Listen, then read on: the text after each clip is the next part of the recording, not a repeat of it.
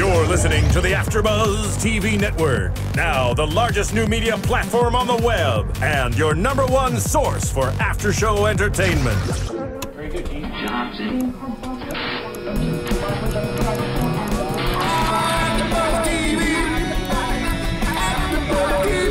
From Los Angeles, California, and Maria Menounos, and streaming live thanks to Akamai Technologies, this is AfterBuzz TV Spotlight On. Spotlight On is a long-form interview series featuring actors and TV personalities. And now, from the world's #1 TV after-show platform, this is AfterBuzz TV Spotlight On.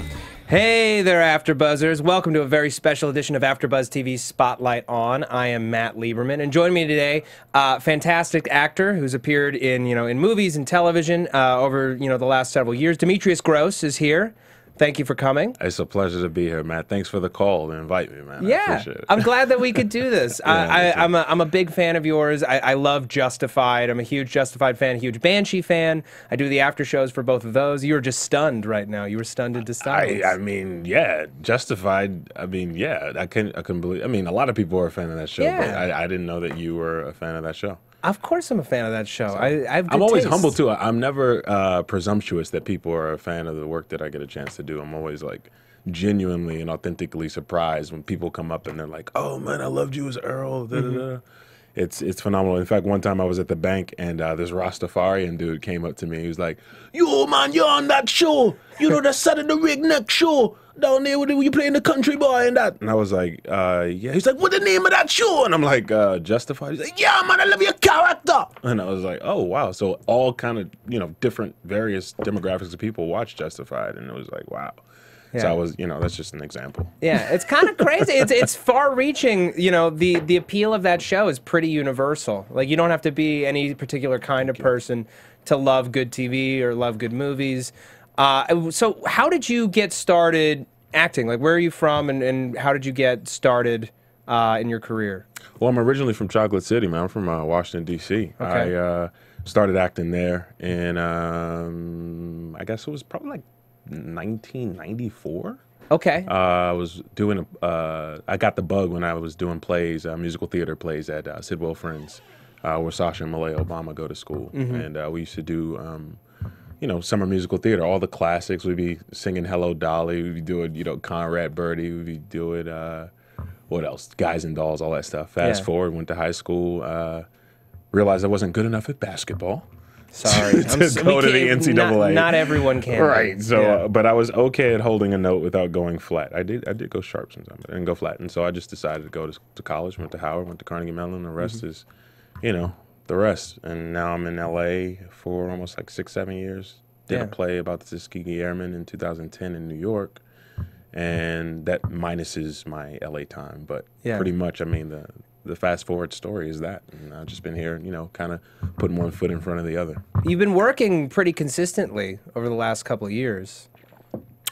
Yes, it's been a very blessed time. The last couple of years have been interesting because I'm just getting into that portion of a person's process or career where you begin to get recognized for your work, and so that's a really interesting place to be. I've sort of been the guy who does a lot of different accents. I like transformational characterization, so I try to personify as authentically as I possibly can the actual, persona of the people that I get a chance to play from a real integral place. What that means is that you're not going to be famous, right? Yeah. So I don't have a look or a sort of thing that I do. I try to really just give myself over to the people that I portray, and so recently I've been getting a little bit of accolade from people who've been following my work, like yourself, and it's interesting. It's really humbling, and it I think promises for great stuff in the future. Yeah. You actually, it's funny. I didn't even realize that you were Errol because I've been watching Banshee so much recently. I hadn't revisited season 3 of Justified in a while, which speaks to the whole transformational thing. When you're getting into a character, when you're trying to get under their skin, is that all text-based, or are you bringing more stuff to it? Great question. I think you're bringing training. Yeah. I think you're bringing the expertise and the intelligence of the director, the writer, the accessibility of the camera operators, the eye of the cinematographers, the help of the gaffers. I mean, it's a collaborative thing. I think one of my things my dad left me with just recently was he said, prayer works if you work it. And I mentioned that to Denzel Washington, and he liked that quote. So now it's become a mantra. Not to be religious or spiritual, but I think any kind of meditation, any kind of focus or concentration, concerted on any given goal is effective. We are more, as human beings, we're more than just our ability to wear cool clothes or to drive nice cars. We're actually, highly, capable intellectual beings if we exercise those things. And I think, long story short, I think acting, artistry, journalism, like what you're doing, are all examples of opportunities to do that. We kind of go into a situation, humbly figure out what we want that situation to be or how we want the outcome to be. And sometimes we're fortunate that everyone's free will aligns with that result. Acting just gives me an opportunity to do that. Yeah. Yeah, that's it. I mean, I do a bit of acting myself. What I love about acting and the process of it is figuring out how to connect your own experience to what this other person is feeling, and also not judging them for anything that they've done. You have to understanding why this person feels this way, why they're doing what they're doing is like that key thing. Right, exactly. That's one of the silver linings of the acting playbook. It's interesting to play bad guys. Yeah. Before Emmett Yoners, I played my fair share of villains, and it was always riveting to kind of get into the psychology of whatever character, whether it be Sam D on Heroes or a character on stage. I just recently did a play with Shirley Jo Finney about the post-slavery area in Oklahoma, where the first free blacks set up their own community and lived cohesively with Blackfoot Indians and the Seminole Native Americans. And the character was named Number 2. And he was kind of this bitter expatriate guy. But what was interesting about him is that while he was written as a villain, you saw the silver lining of who this guy was, that he was just a guy who had to really believe in self-reliance. He had to really believe in family and the preservation of his lineage. And so that's just an example of how you can look at something that's ostensibly bad, like the negative, the bad guy, and learn things about the human condition, and hopefully broaden the broaden the ideas of your audience, who is what we're doing it for in the first place. Yeah, I feel like it can really expand your empathy, and it kind of gives you, I think, a broader sense of who we all are. Yeah. It's toned down my road rage. I can't get mad at people because, they're just having a crappy day too. Right. A funny story about that. Road rage is interesting. Road rage even provides an opportunity to have fun and change people's minds. Yeah. When I get cut off, or if I do something less than noble behind the wheel, I usually sort of mark fun at road rage. So I'll do. We're on camera, so this is great. I'll like stick my hand out of the window, and instead of for flipping someone the bird, I'll go like this. I'll say. with that exact face look, and so usually the person can see the twinkle in your eye and realize it's like this, like joke. old school Right. why I oughta face and fist. They're like Archie Bunker, like Yeah. why I oughta. Next time, straight to the moon. Exactly. Yeah. Do you remember your first paid gig? What was it? My first paid gig ever Yeah. was, I wasn't even in the guild. I mean, I had a opportunity to perform for the U.S. Customs Service, which is a subsidiary of the federal government. Yes, I'm very aware. And I played a Nigerian doctor who was going from Lagos to America, and I had a baggage with me. Now, for this particular video, what I had to do, and what I could not make one mistake or stutter at all on, is to recite a script that was on teleprompter. The teleprompter would let me know what I was to say, because this particular tape was going to be training material for for the custom services for all of their training. And so I did that, and it was in Baltimore years ago. And eventually after that, I did my second paid gig, which got me a Taft-Hartley cut for The Wire. And I played an extra in The Wire. That wasn't the role. I was a bouncer, but the role was typified as an extra. So I'm hoping if I'm blessed enough to continue this, then I will be able to say one day I went from being an Oscar, I went from being an extra on The Wire to getting an Oscar. So I'm praying and I'm hoping for that. I'm praying and hoping too. Wait, so tell me about this customs shoot. Yeah, so, crazy, right? So it's Baltimore. It's a training film. Training film. It's all over like their training. Like it's still in use. I think so because when I go through airports, people still kind of look at me funny. Right. Like the TSA, they kind of. The Wire wasn't that long ago. So no, I'm not talking about The Wire. I'm talking about the fact that I'm the guy on their training but I'm just videos. saying, I'm thinking about like how many years this video must be in use. It was like 6 years ago. Yeah. Oh, no, not that. No, it was more 10 years. I'm being modest. No, it was 10 years ago. Okay. But still, yeah, you got to be getting some weird looks from these because they're like, guys. It's either they saw Errol, or they like actually I was the guy who was the quote unquote Nigerian. I feel like on some level they'd feel like they're getting punked or like this is a test. Isn't it always kind of, sort of? Kind of. A little bit. Kind of. It's a little weird. So let's. I know we're like skipping all over the place. I'm crushed that we don't have as much time as I No, would it's want. okay. We never do. But let's talk about Banshee. I was heartbroken to see you go in this finale.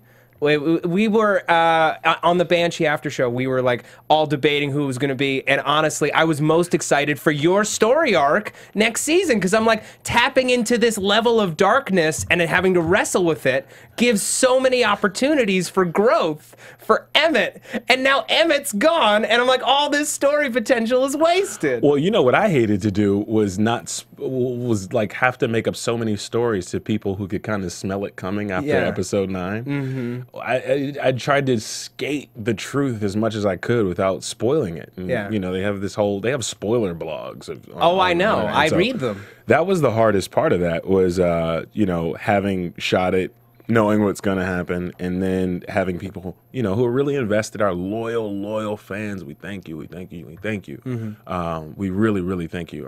We have an incredible loyal fan base for this show. Did you hear about how much the ratings went up for the finale? Went up 58%. Well, that's positive. I mean, episodes 7 and 8 were like the highlights of my character, but I mean, Anthony Starr, freaking who else? Matt Servito, Frankie Faison, Hoonley, and a list of others. Ivana.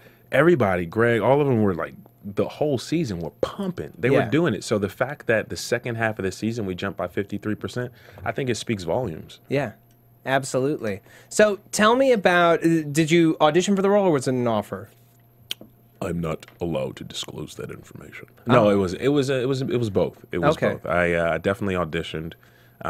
Which has been an interesting thing. You realize no matter who's who, I mean, the A-list, sometimes they got to come in and read and make sure they're the right fit. I mean, household names sometimes have to go in and meet with producers. So, yeah, of course, I definitely auditioned. And then after a couple of reads, it became apparent that me and this character, Emmett Yoners, really fit. And it kind of streamlined after that. Great. Well, can you tell me a little bit about your audition process or like any kind of like audition stories? Like so many actors trying to come up, like all they're faced with is just audition room after audition room and never getting anywhere. Yes. I'll share this. Okay. 2 things. You three have things. an extreme gravitas about No, I have this. no gravitas whatsoever, Matthew. But thank you. The 3 things that I'll share are this. Definitely, it's better if they discover you slowly. Yes. We've all seen flashes in the pan, right? It's better if they discover you slowly. Number 2, I definitely share that attraction is better than promotion. What does that mean? I mean, you know, we all watch Oprah Winfrey, right? So we've seen, you know, The Secret. Basically, the more you do, the more you believe, the more you practice, the more you work at something, that's better than saying, hey, look at me, I can do this. Hey, look at me, I can do this, and promoting. The more that you become, so like yourself, Matt, like when you decided to do this show, you had to really conceive it in your mind first. And so eventually all this stuff, the studio is amazing. Like all Isn't this it the stuff, coolest? yeah, it's really cool. it all attracted to you. So attraction is better than promotion. I would recommend that for any young actor. And then thirdly, I'd say, train. Yeah. Train, because, you don't want to get your face out there. You kind of want to make a name for yourself, but you don't necessarily want to get your face out there. You want to know that when you come in a room or come into a meeting, or you're across from that red light and that red light's on and they're recording and rolling, that you're ready to go. Right. And that only comes with training. It only comes with practice, essentially. Right. You got to prepare yourself, because when the big swing comes, you might only get one. That's right. That's correct. Yeah. So when did you hear, and who told you that Emmett was getting killed off this year? The executive producer and the writer sat me down probably in the middle of the season. Okay. And it was very organized. And they invited me in the room. It was in the office. Oh, okay. Yeah. So it wasn't like a boardroom and they slid a piece of paper across the table. It wasn't like it wasn't anything like that. No, man, that team over there is awesome. Yeah. Our team is dope. Greg Utanis is here, actually. Good. Yeah. I can't wait to see him. Yeah. I wanted to see him a couple weeks ago. We were trying to link up because we've both been doing these sort of Banshee Fridays. Okay. So I'm really excited to see him. But yeah, it was all very congenial, and it was explained to me that, having a show as successful as ours is kind of like having a deck of cards. And so from season to season, you have to figure out, what's going to make the next play more intriguing. Yeah. And it was explained to me in that vein that we were gonna basically be ending Emmett's arc on the show. But I did hear subsequently that Emmett may come back for flashbacks, because we're always doing Banshee origins. We're always doing kind of behind the scenes stuff and flashbacks, and Emmett's character never really did an origins. Yeah. And so there's a little asterisk beside that. I mean, if you think about it, there was one with Siobhan Kelly, with Trieste's character, which was really mainly about the awful domestic abuse situation that she was enduring as a character. And so that we only have a glimpse into who Emmett was before Banshee and how he gets tied into this whole town. So there's always opportunity. We deal with a highly, highly creative writing staff. So Great. I'm confident, that we won't leave our fans completely hanging. Okay.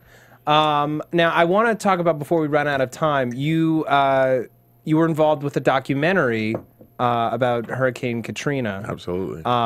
What led you to make that, and what is it? Sorry. Well, my girl, man, my lady, Yeah. she's from New Orleans. Okay. And so my extended family is from New Orleans. New Orleans is near and dear to me.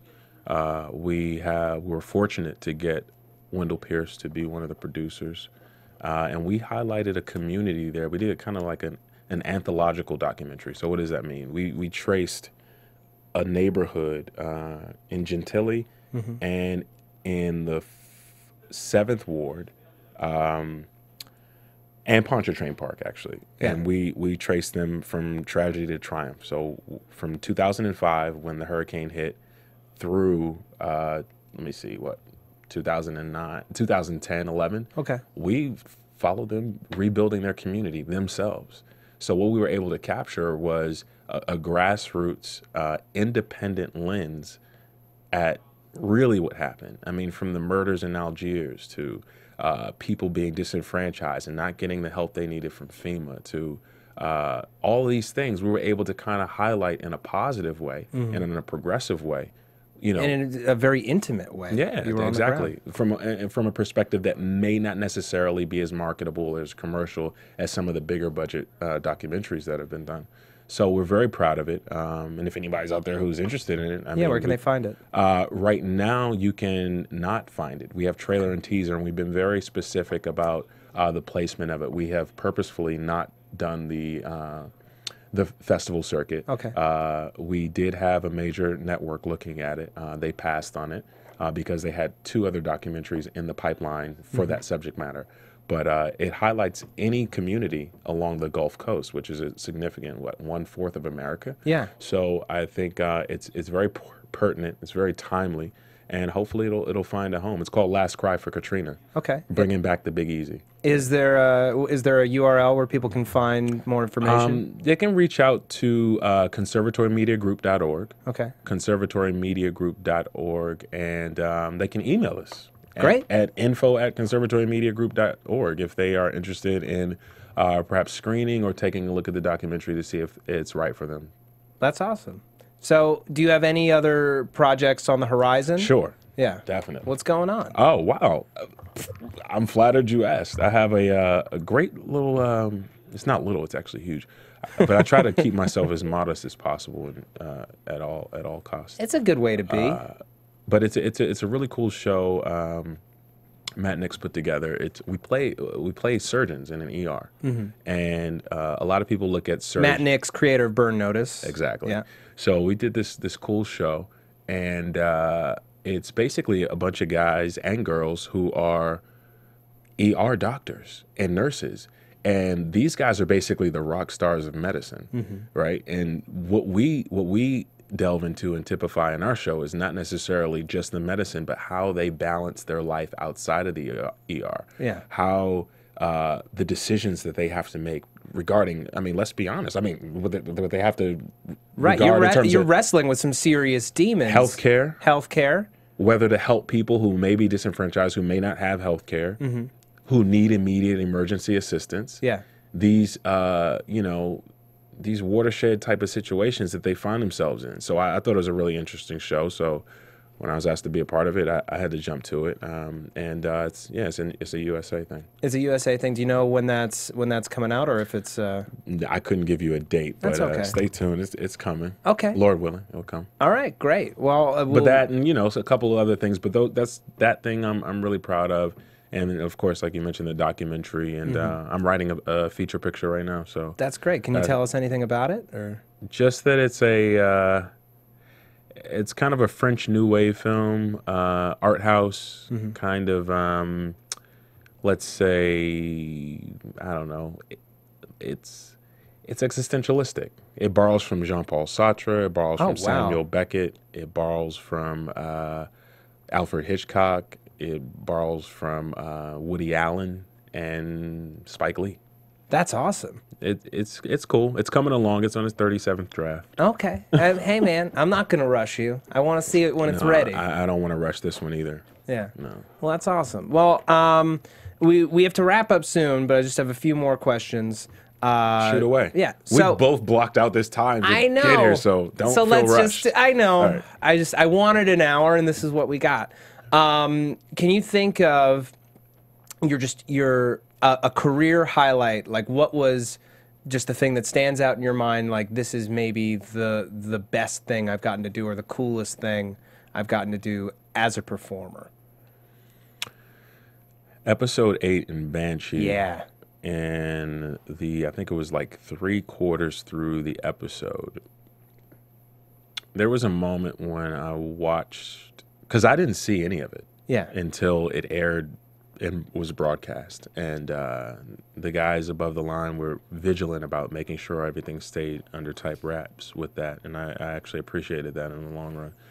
But in short, like, it was episode 8, and I was actually watching it at home with my family.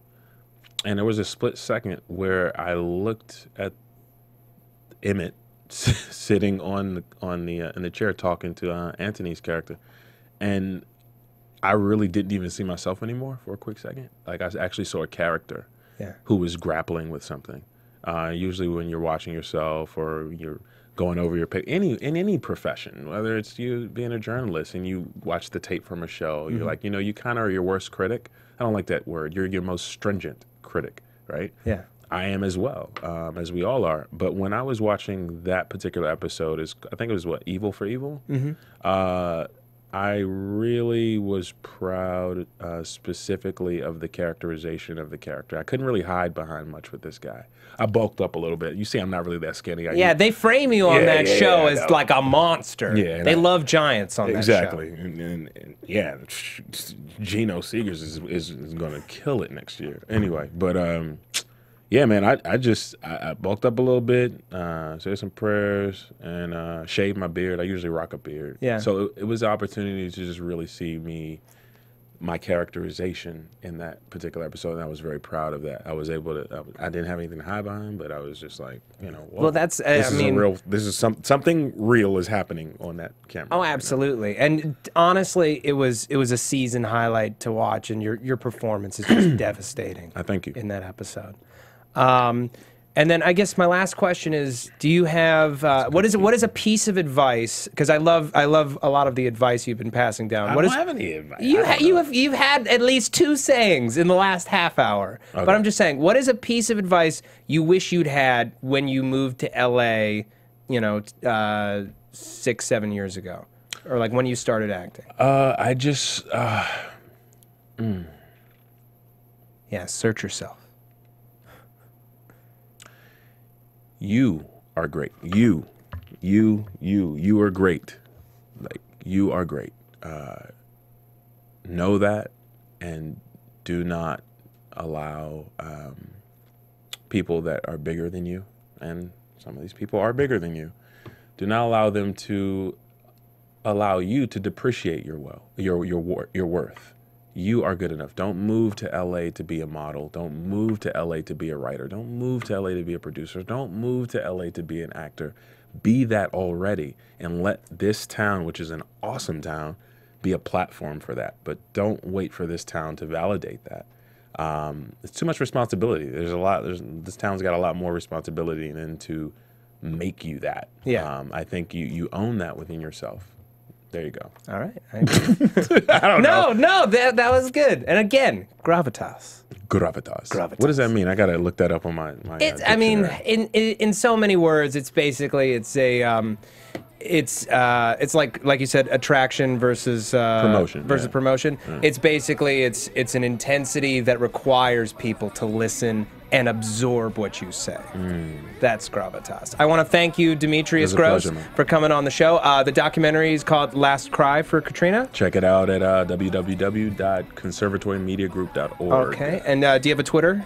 I do, yeah. At Demetrius Grosse, all one word, capital D, capital G. Okay, thank you so much for joining us. And if you want to follow me on Twitter, you can find me at Matt Lieberman. That's MattLieberman. All over the place here at AfterBuzz TV. Agents of S.H.I.E.L.D., Banshee, of course, Justified, of course, Helix and Lost Girl on Sci-Fi, Resurrection on ABC, and I'm also starting as a correspondent at SourceFed. It's a YouTube network owned by Discovery Digital. You can check that out at youtube.com/SourceFed. I want to thank Demetrius again for joining us. Thank you all for listening, watching, downloading, streaming. You're the best. Good night. From executive producers Maria Menounos, Kevin Undergaro, Phil Svitek, and the entire AfterBuzz TV staff, we would like to thank you for listening to the AfterBuzz TV network. To watch or listen to other after shows and post comments or questions, be sure to visit AfterBuzzTV.com. I'm Sir Richard Wentworth, and this has been a presentation of AfterBuzz TV. Buzz you later. The views expressed herein are those of the hosts only and do not necessarily reflect the views of AfterBuzz TV or its owners or principals. Thank you for watching AfterBuzz TV on YouTube. For more of your favorite after shows and interviews, subscribe to our channel here, and be sure to share your opinion on the episode in the comment section below here. We'd love to see what you guys are buzzing about. Thanks again. Buzz you later.